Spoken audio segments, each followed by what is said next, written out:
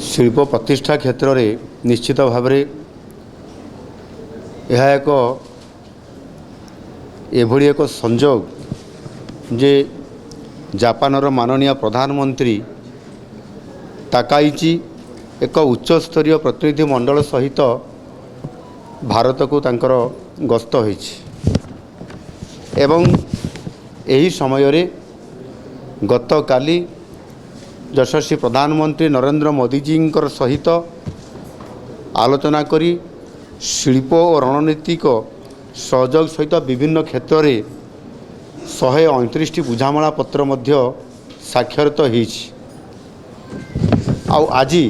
ठीक गोटे दिन पर ओडिशा रे जापानर प्रतिष्ठित शिल्प संस्था जेपरिक IHI एवं मित्सुबिशी सहित आमर सहयोग आरंभ होइछि। ये सब कंपनी सहित मेमोरेंडम ऑफ कोऑपरेशन आज ताहा स्वाक्षरित होइछि एवं यह निश्चित भाव में आम ओडिशा पई एक ऐतिहासिक दिन। जापानर बड़ बड़ शिल्पपति एवं तांको सहित मध्य एथिरे विश्व बैंक भली अंतर्जातीय संस्थार प्रतिनिधि माने मध्य आज ओडिशा रे एभली एक कार्यक्रम समय रे एठी उपस्थित अछंती। निश्चित भाव में यह जरिया रे आमे आम ओडिशा रे अत्याधुनिक टेक्नोलोजी रो उपयोग करी ग्रीन अमोनिया ग्रीन मिथानल प्रकल्प आज आम आरंभ करिया पई ओडिशा रे जाउछंती। SCME और IHI सहित 3टी प्रकल्प पई आज MOC बुझामणा होइछि। ये सब प्रकल्प गुड़िक आमर गोपालपुर एवं पारादीप रे प्रतिष्ठा हेबा पई जाउछि एवं ये प्रकल्प गुड़िक प्रतिष्ठा हेले 67,000 कोटी टंका निवेश हेब एवं यह द्वारा मध्य पाखापाखि प्राय 8,000 रु अधिक एथिरे नियुक्ति सुजोग सृष्टि हेबार गोटे बड़ ये प्रकल्प आसीबा द्वारा आज संभावना सृष्टि होइछि। ओडिशा को विशेष करी ग्रीन एनर्जी क्षेत्र में एक प्रमुख करबा पई आम सरकार आसिला परे ताकू बड़ धनर एक उद्यम आम जारी रखिछंती। 12टी बड़ बड़ कंपनी ग्रीन हाइड्रोजेन और ग्रीन अमोनिया प्रकल्प को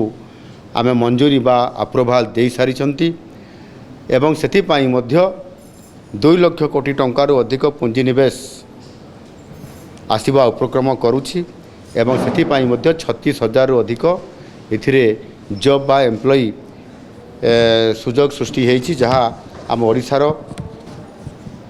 जो नियुक्ति को बड़ गुरुत्व मध्य एथिरे दिया जाउछि। और सेथिपाई ये जो पारादीप एवं गोपालपुर को मिसैकरी आम ट्विन ग्रीन इंडस्ट्रियल कॉरिडोर्स ये तैयारी करूछु जो थे कि ये सब अंचल मानक ग्रीन हाइड्रोजेन रो व्यापक भाव में या को व्यवहार करा जाई परिबो। आपण माने समस्त जानिछंती जे ओडिशा आगामी दिन में भारतर इस्पात राजधानी हेबा पई जाउछि।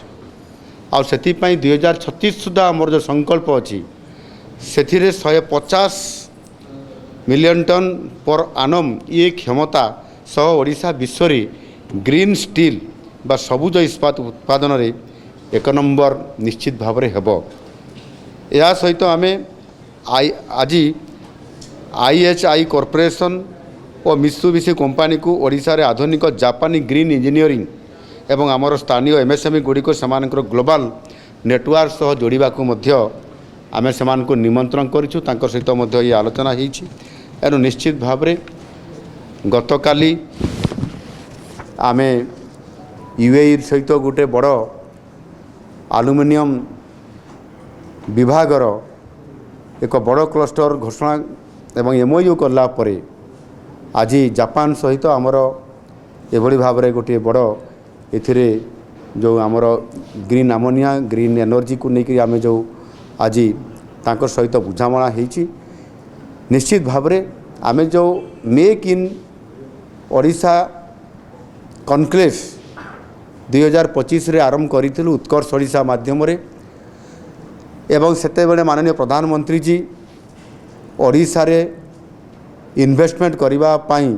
से निजे गारंटर हिसाब रे रही थिले एवं समस्त को देश भितर देश बाहर थिबा पुंजी निवेशकारी को आह्वान करथिले एवं आज जिते बड़े 1.5 वर्ष पर आम ये प्रक्रिया को जारी रखिथिबा कारण आज 10 लाख कोटी टंकार अधिक प्रकल्प को आज आम अनुमोदन दे सारीचु एवं 3.5 लाख कोटी टंकार आम ग्राउंडिंग मध्य कर सारीचु जहाद्वारा आम आम ओडिशा रे किभली भाव में आम शिल्प क्षेत्र में ओडिशा को अर्थनैतिक दृष्टिकोण शिल्प दृष्टिकोण सारा भारत वर्ष में स्वतंत्रता हासिल करने ये जो लक्ष्य रखीचु तार फलस्वरूप जापान सहित एवं गतकाली यूएई सहित ता पूर्वर अमेरिकार इंटेल कंपनी सहित एवं यही भाव में अनेक कंपनी सहित जिते बड़े आम आलोचना जारी रखिक ओडिशा एक शिल्प क्षेत्र पाई इंडस्ट्री रेडी करने जो क्षेत्र प्रस्तुत आम करूँ आग को जाऊँगी निश्चित भाव में मुझे आशा करी जे आगामी दिन में ओडिशा शिल्प क्षेत्र में अर्थनैतिक दृष्टिकोण समृद्ध हम एवं आमर जो मिशन 2036 अच्छी समृद्ध ओडिशा एवं आमर जो लक्ष्य रही माननीय मोदी जी 2047 विकसित भारत बनब से ओडिशा ग्रोथ इंजिन हिसाब काम कर निश्चित भाव में आज प्रक्रियाकरण में मुझे संपूर्ण आशावादी अच्छी ओडिशा समृद्ध हम।